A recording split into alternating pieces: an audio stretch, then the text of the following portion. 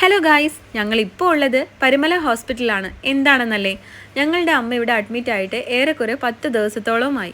സന്തോഷത്തോടെയൊന്നും അല്ല പറയുന്നത് കേട്ടോ, കുറേ വിഷമത്തിലൂടെയാണ് ഞങ്ങളിപ്പോൾ കടന്നു പോയിക്കൊണ്ടിരിക്കുന്നത്. ഹോസ്പിറ്റലിലെ ആവശ്യത്തിനായിട്ട് 1-2 സാധനങ്ങൾ വാങ്ങാനായിട്ട് പുറത്തിറങ്ങിയതാണ് ഞങ്ങൾ. അപ്പോൾ ഇന്നിവിടെ ഒരു വിശേഷമുണ്ട്. പത്തനംതിട്ട ജില്ലയിലെ പരിമലപ്പള്ളി ഈ ഹോസ്പിറ്റലിന് തൊട്ടടുത്തായിട്ടാണുള്ളത്. ഇവിടെ ഇന്ന് പരിമല പെരുന്നാളിന് കൊടിയേറിയിരിക്കുകയാണ്.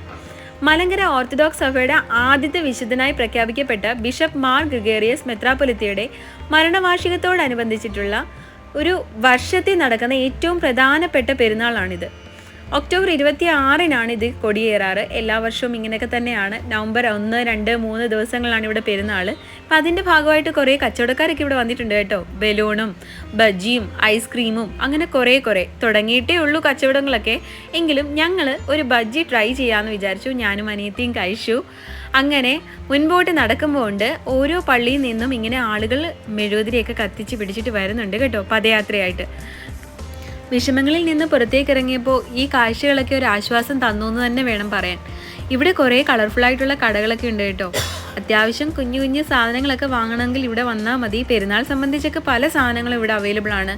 ഫാൻസി ഐറ്റംസും അതുപോലെ കളിപ്പാട്ടങ്ങളും ഒക്കെ ഉണ്ട് കേട്ടോ.